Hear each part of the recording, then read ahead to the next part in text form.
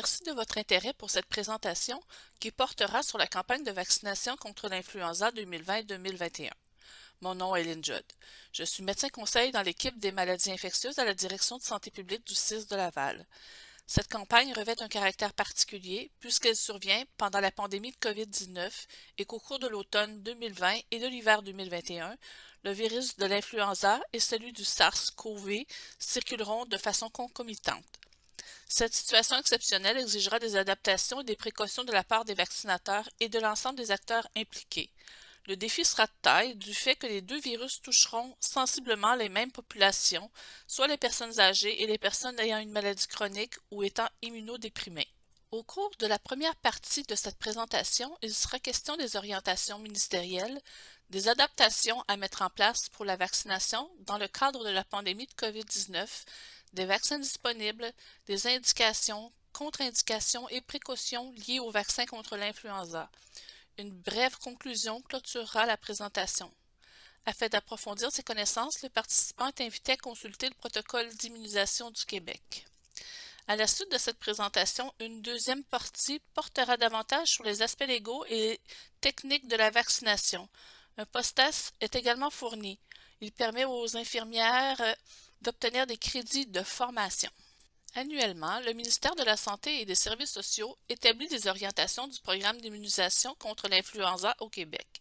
Le but du programme consiste à protéger les personnes à risque élevé de complications si elles contractent une infection au virus de l'influenza. L'objectif principal du programme est de réduire les hospitalisations et les décès causés par l'influenza. La protection que procure le vaccin varie d'une personne à l'autre, mais le titre d'anticorps protecteur persiste pendant plusieurs mois chez la grande majorité des personnes vaccinées ayant répondu au vaccin. Les personnes vaccinées diminuent donc leur risque de contracter la grippe. Si malgré tout elles développent les symptômes, le risque de présenter des complications telles que la pneumonie, l'otite et la sinusite est moindre. Il est particulièrement pertinent en 2020-2021 d'offrir le vaccin contre la grippe aux personnes à risque de complications, puisque ces dernières sont souvent également à risque de complications si elles contractent la COVID-19. On souhaite donc s'assurer de réduire le cumul des risques, en particulier chez les personnes âgées de 75 ans et plus, dont les personnes qui sont hébergées en CHSLD, en résidence privée pour aînés ou autres, et les personnes vivant avec une maladie chronique. L'offre de services de vaccination sous forme de cliniques de masse sans rendez-vous dans le réseau de la santé et hors réseau, par exemple dans différents locaux loués en milieu communautaire, peut s'avérer être un lieu potentiel de transmission du SARS-CoV puisqu'on y réunit des personnes vulnérables pour les vacciner. Ce type de clinique est à proscrire durant la pandémie.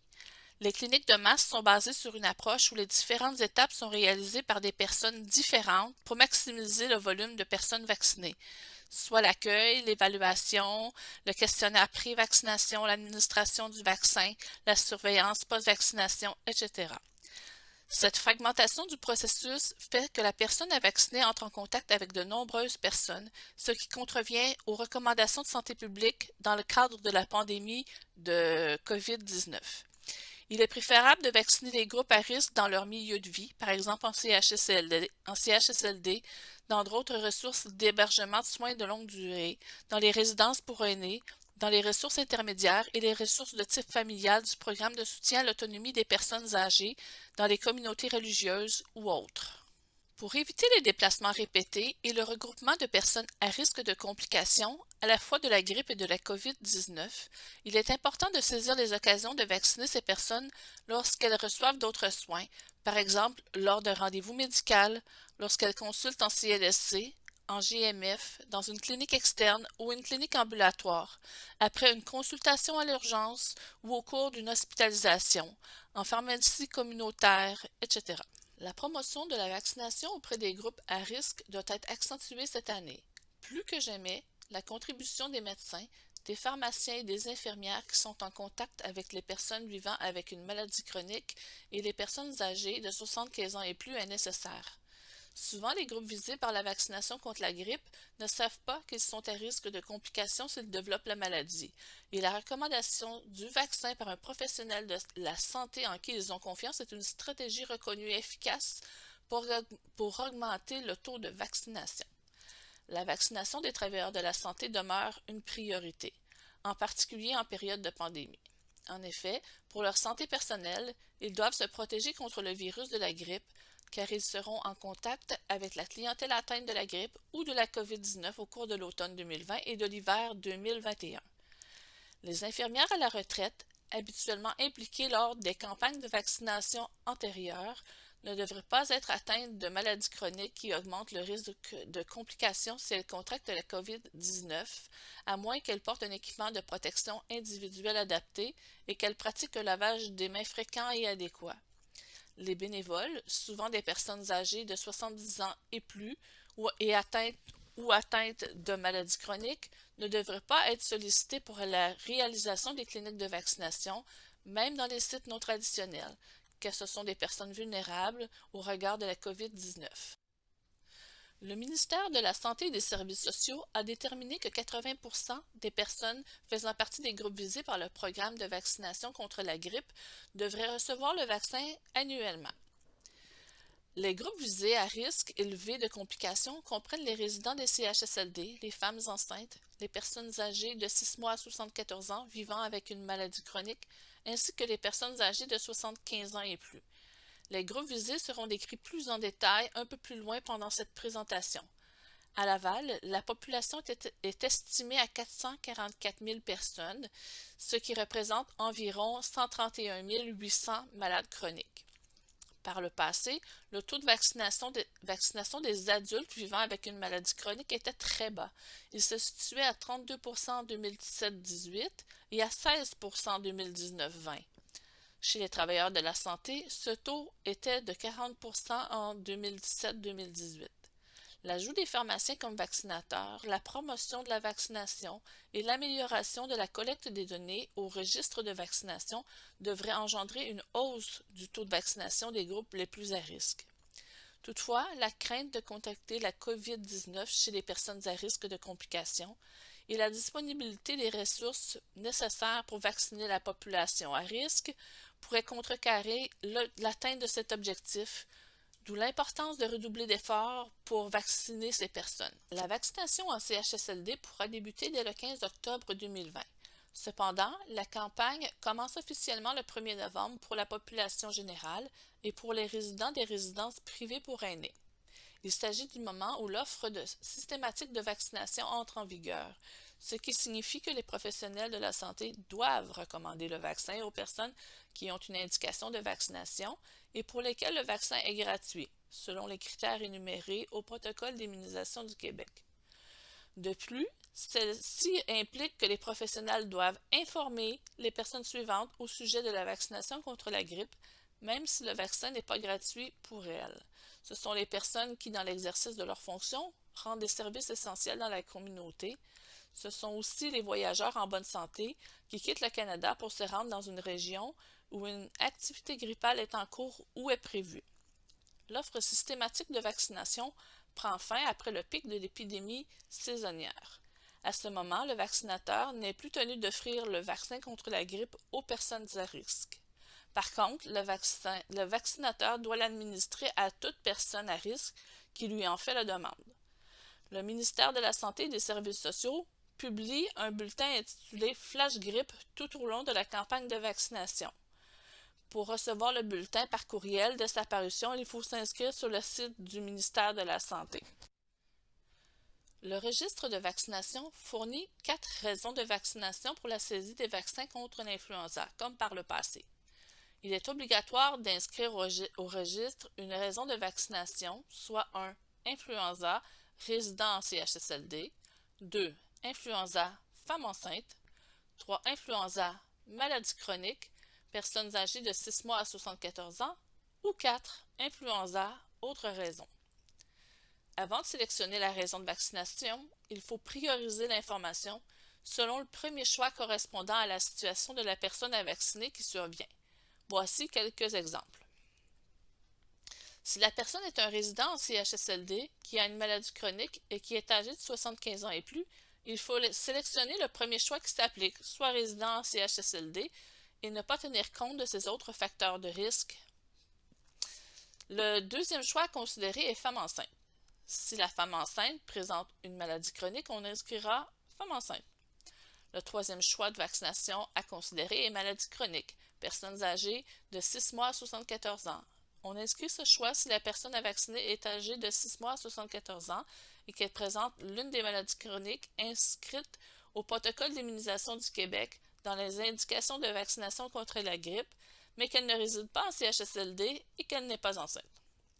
Au fin de la saisie, on cochera la quatrième raison pour toute autre raison de vaccination, par exemple travailleur de la santé, personne âgée de 75 ans et plus, contact familial d'une personne à risque élevé de complications, etc. Par exemple, si la personne est âgée de 75 ans et plus et qu'elle a une maladie chronique, il faut choisir autre raison. Plusieurs types de vaccins seront disponibles en 2020-2021. Ce sont des vaccins quadrivalents ou trivalents, injectables ou intranasales, à dose standard ou à haute dose, inactivés ou vivants atténués. 3 nouvelles souches d'influenza A composeront les vaccins en 2020-2021. Évidemment, chaque vaccin contient une souche d'influenza A H1N1 pandémique et une souche d'influenza A H3N2. La souche d'influenza A H1N1 pandémique sera différente selon qu'il s'agisse d'un vaccin cultivé sur des œufs ou d'un vaccin issu de cultures cellulaires de mammifères. Ces souches sont A. Guangdong Maonan ou A. Hawaii. La souche A. Hong Kong H3N2 composera tous les vaccins antigrippaux en 2020-2021.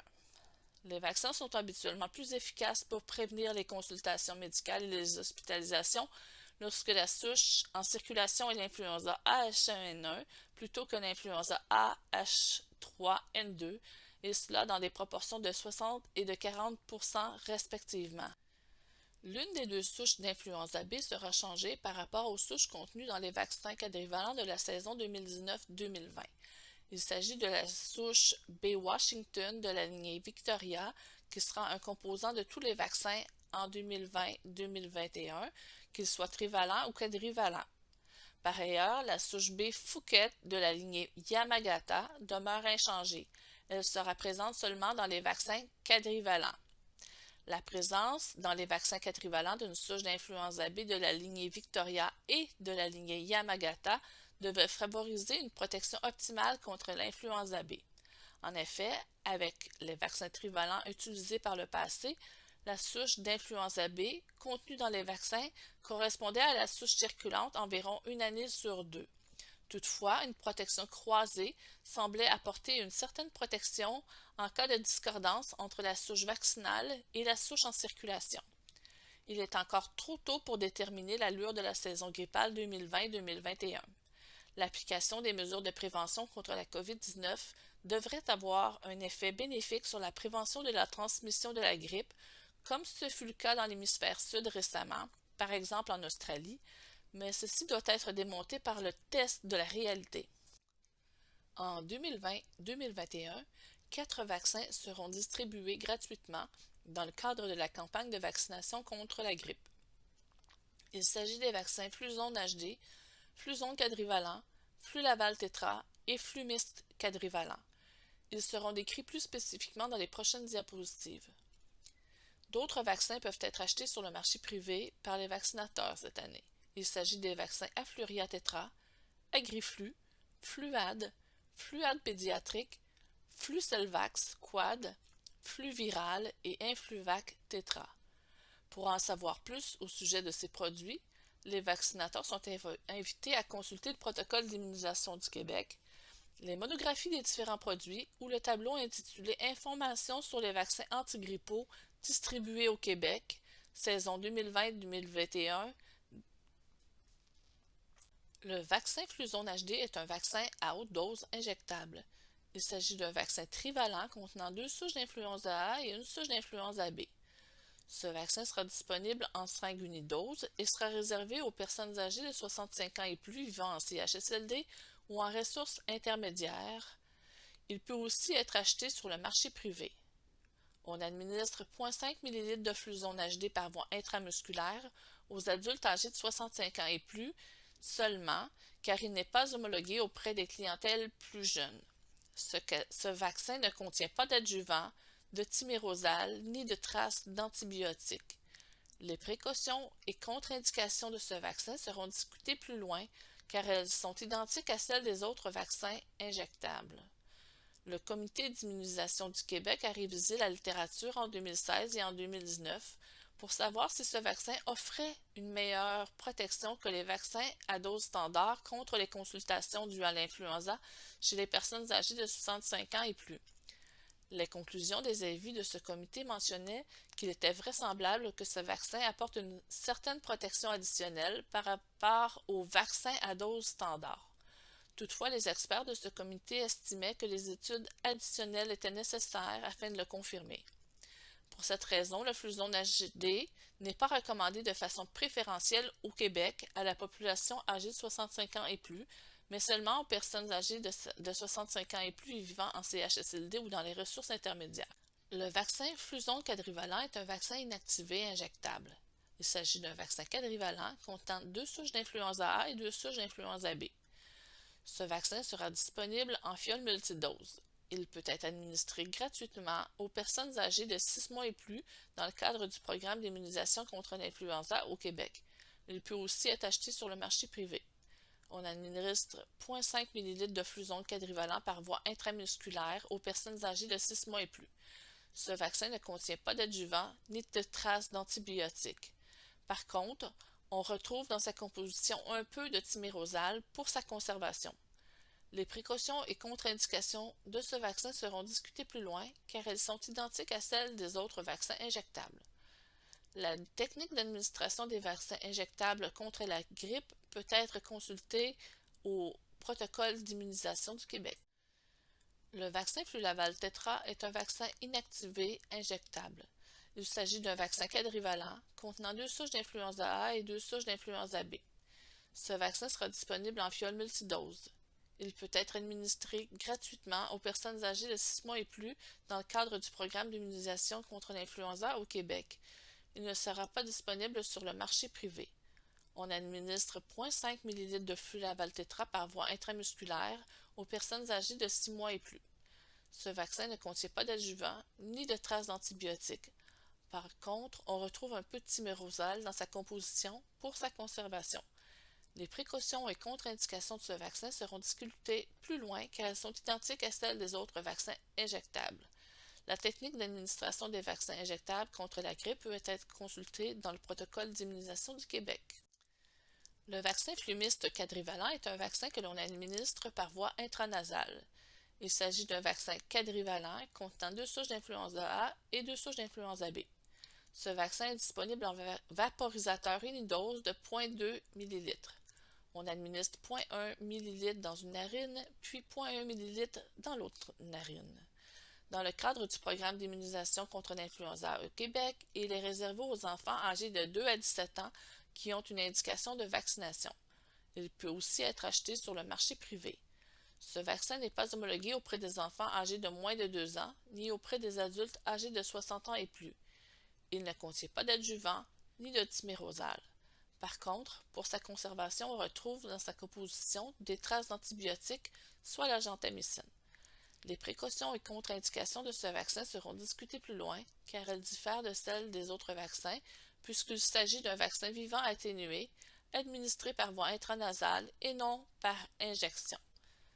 Comme pour les autres vaccins, le protocole d'immunisation présente les techniques d'administration dans la section Administration. La priorité demeure encore une fois la vaccination des personnes âgées de 6 mois à 74 ans vivant avec une maladie chronique car elles présentent un risque élevé de complications. Les personnes qui vivent avec l'une des conditions suivantes présentent une indication de vaccination. Un trouble cardiaque assez grave pour nécessiter un suivi médical régulier ou des soins hospitaliers. Un trouble pulmonaire chronique assez grave pour nécessiter un suivi médical régulier ou des soins hospitaliers. Ces troubles pulmonaires incluent la dysplasie bronchopulmonaire, la fibrose kystique et l'asthme. Un diabète, des erreurs innées du métabolisme telles que la tyrosinémie héréditaire de type 1, une obésité importante qui se définit par un indice de masse corporelle de 40 et plus, un trouble hépatique incluant la cirrhose du foie, un trouble rénal, un trouble hématologique, ce qui comprend la splénie, l'anémie et les anomalies de l'hémoglobine, un cancer, un déficit immunitaire, une immunodépression incluant l'infection par le VIH, la diminution de l'évacuation des sécrétions respiratoires ou des risques d'aspiration. De plus, les enfants âgés de moins de 6 mois sont considérés comme étant à risque élevé de complications, mais le vaccin n'est pas indiqué pour eux car ils ne peuvent développer des anticorps protecteurs qu'à partir de l'âge de 6 mois seulement. Le vaccin contre la grippe est aussi indiqué pour les personnes âgées de 75 ans et plus, les résidents de tout âge des CHSLD et des ressources intermédiaires, les enfants et adolescents à partir de l'âge de 6 mois jusqu'à l'âge de 17 ans inclusivement, qui sont sous traitement prolongé à l'acide acétylsalicylique. Les femmes enceintes ayant une indication de vaccination pour une condition médicale chronique, peu importe le stade de la grossesse, mais idéalement dès le premier trimestre, devraient se faire vacciner contre la grippe. De même, les femmes enceintes en bonne santé devraient recevoir le vaccin au deuxième ou troisième trimestre de la grossesse, soit à partir de la 13e semaine. Les études effectuées durant la pandémie de grippe en 2009 ont mis en évidence un risque accru de complications pendant la grossesse, d'où l'indication de vaccination des femmes enceintes, même si elles sont en bonne santé. Les voyageurs qui présentent l'une des conditions mentionnées précédemment dans les diapos antérieurs et qui se rendront dans une région où les virus de l'influenza circulent pourront recevoir le vaccin gratuitement. Rappelons que les virus circulent toute l'année dans les régions des tropiques et d'avril à septembre dans l'hémisphère sud. Toutefois, il n'est pas recommandé d'administrer le vaccin plus d'une fois au cours d'une même année à ces voyageurs. Certains vaccins sont recommandés aux personnes susceptibles de transmettre la grippe à des personnes présentant un risque élevé de complications. Ils sont gratuits dans ce contexte. Les travailleurs de la santé sont visés par la vaccination contre la grippe, plus particulièrement ceux qui donnent des soins directs aux patients en centre hospitalier ou aux résidents en centre d'hébergement de soins de longue durée. Malgré l'absence de données probantes, il est probable de croire qu'ils réduisent ainsi la transmission de la maladie aux personnes vulnérables et les complications qui s'ensuivent. Les aidants naturels de personnes à risque élevé de complications de la grippe qui donnent des soins à domicile présentent aussi une indication de vaccination, et cela gratuitement. Dans ce groupe, on pense aux membres de la famille des nourrissons âgés de moins de 6 mois, des personnes vivant avec une maladie chronique, des personnes âgées de 75 ans et plus, etc. Le ministère de la Santé et des Services sociaux soutient financièrement d'autres indications de vaccination contre la grippe. Ces indications sont rarement rencontrées par les vaccinateurs. Les personnes qui, en raison de leur travail, seraient susceptibles de venir en contact direct avec de la volaille infectée durant les opérations d'abattage pendant une éclosion de grippe aviaire devraient bénéficier du vaccin gratuitement.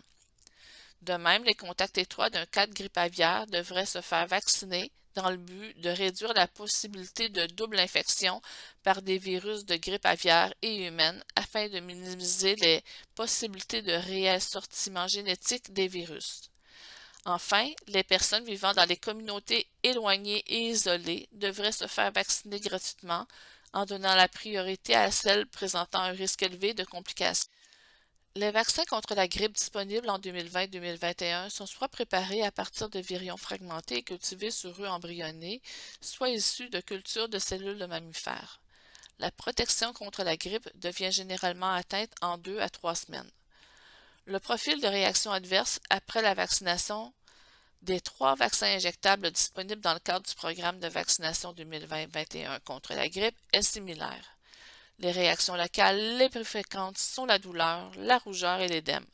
Les réactions systémiques les plus fréquentes sont la myalgie, la céphalie, la fatigue, les douleurs articulaires, la perte d'appétit, l'irritabilité et la somnolence. Ces vaccins sont sécuritaires lorsqu'administrés durant la grossesse, selon les autorités fédérales en immunisation. Les réactions adverses les plus fréquentes avec le vaccin intranasal chez l'enfant sont la rhinorrhée, la congestion nasale et la céphalie. L'anaphylaxie à une dose antérieure du vaccin ou à un composant du vaccin à administrer constitue la seule contre-indication à la vaccination contre la grippe. De plus, il faut être prudent avant d'administrer un vaccin à une personne qui a déjà présenté un syndrome oculo-respiratoire sévère ou un syndrome de Guillain-Barré survenu dans les 6 semaines suivant l'administration d'un vaccin. Le vaccin Flumis quadrivalent étant un vaccin vivant atténué, il comporte des contre-indications et des précautions supplémentaires.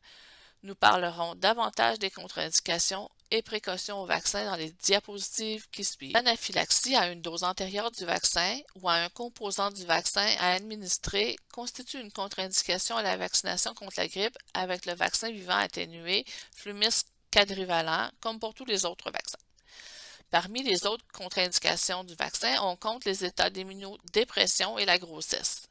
La prise d'acide acétylsalicylique chez les personnes âgées de 6 mois à 18 ans est aussi une contre-indication à la vaccination, car il existe une association entre le syndrome de Reye et l'infection par un virus de l'influenza de type sauvage lors de la prise d'aspirine.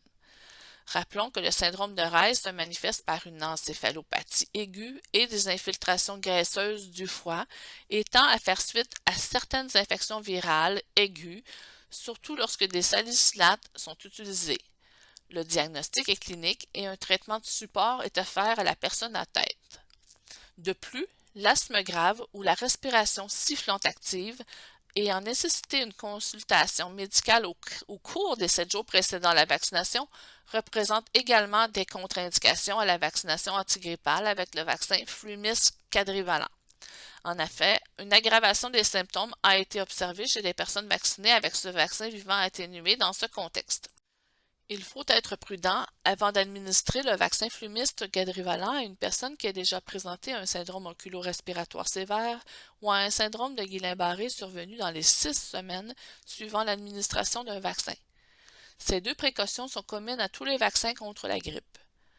D'autres précautions sont à considérer.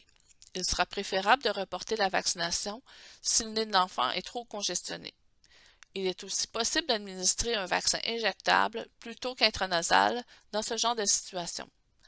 Le contact avec des personnes gravement immunodéprimées est à éviter pendant les 2 semaines qui suivent la vaccination avec le vaccin Flumis quadrivalent. Il vaut mieux choisir un vaccin injectable inactivé dans ce contexte. Les preuves sont insuffisantes pour recommander le vaccin Flumis quadrivalent aux adultes qui souffrent d'asthme grave ou d'autres troubles respiratoires chroniques. Première histoire de cas. Vous travaillez en CHSLD. Vous devez vacciner un homme de 84 ans ayant présenté un syndrome de Guillain-Barré 12 semaines après avoir reçu le vaccin contre la grippe en 2012. Il n'a pas d'autres antécédents médicaux ni d'allergies. Qu'est-ce qu'un syndrome de Guillain-Barré? La cause présumée du syndrome de Guillain-Barré est une réaction auto-immune. Le système immunitaire touche alors les nerfs, créant une faiblesse musculaire qui débute au niveau des extrémités. Elle peut s'étendre à tout le corps et toucher les muscles respiratoires. Devriez-vous lui administrer le vaccin? Le syndrome de Guillain-Barré est une précaution pour la vaccination contre la grippe. Le protocole d'immunisation du Québec nous dit qu'il serait prudent d'éviter de revacciner une personne contre la grippe si un syndrome de Guillain-Barré est apparu dans les 6 semaines suivant la vaccination contre la grippe. Toujours selon le protocole d'immunisation du Québec, dans la section risques attribuables au vaccin, on peut lire ceci au sujet du syndrome de Guillain-Barré. Certaines études indiquent un risque de l'ordre de 1 cas de syndrome de Guillain-Barré sur 1 million de doses dans les 6 semaines suivant l'administration du vaccin saisonnier chez les adultes.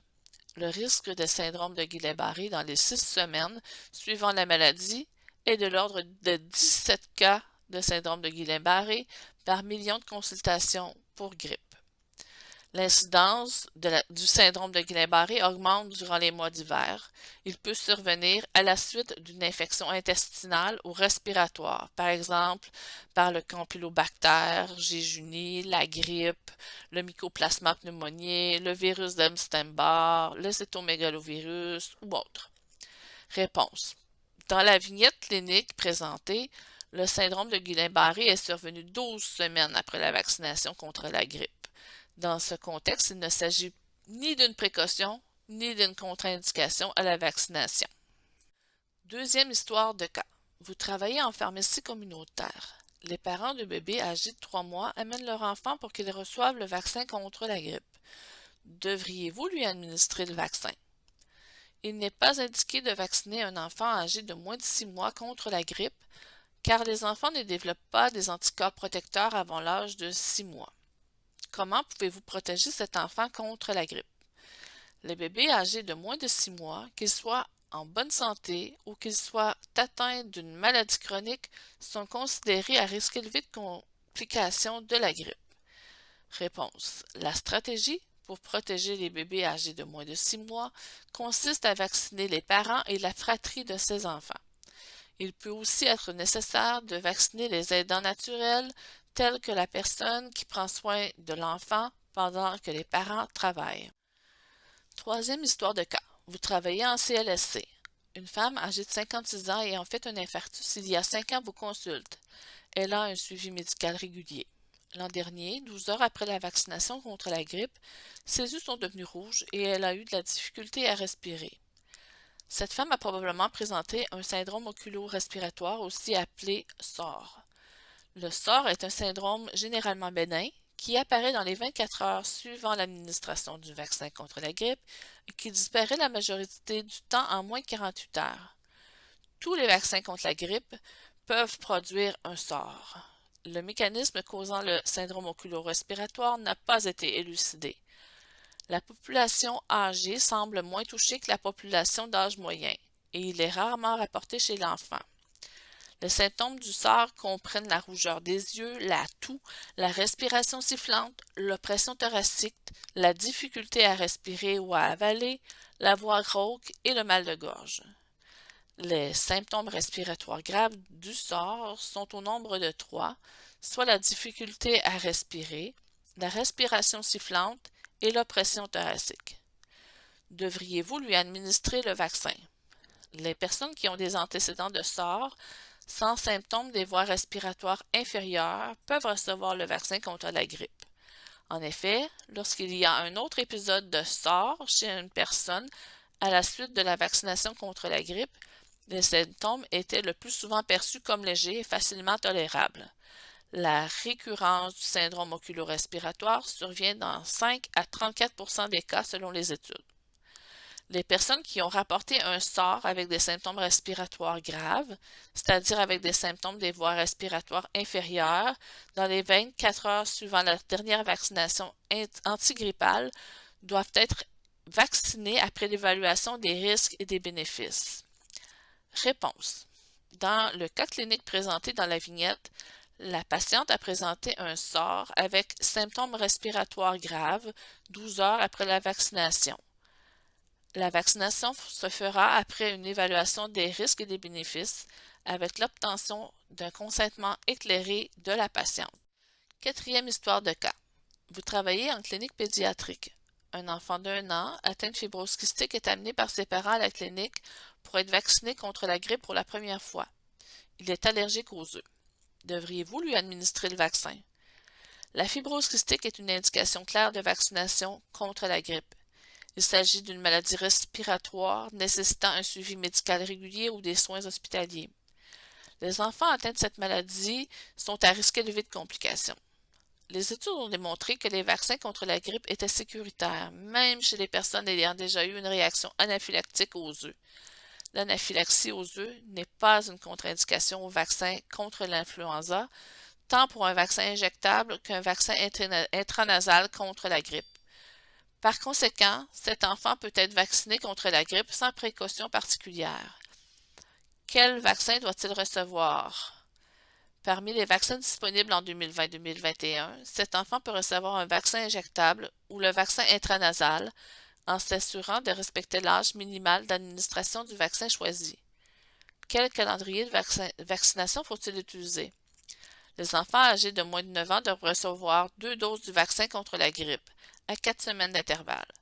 La seconde dose n'est pas nécessaire si l'enfant a reçu au moins une dose d'un vaccin trivalent ou quadrivalent dans le passé, par exemple au cours de l'année précédente.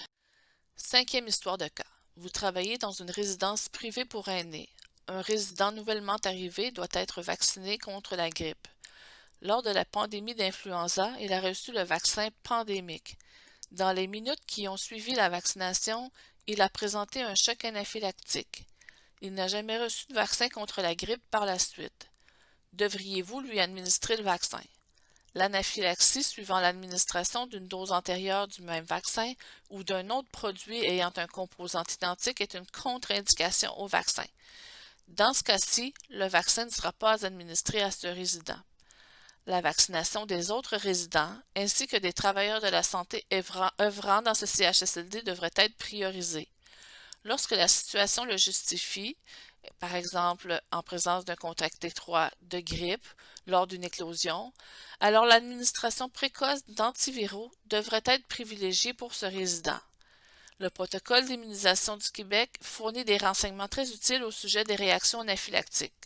Il faut consulter la section urgence liée à la vaccination du PIC pour savoir comment reconnaître l'anaphylaxie et pour retrouver le protocole d'intervention dans le cas de l'anaphylaxie en milieu non hospitalier.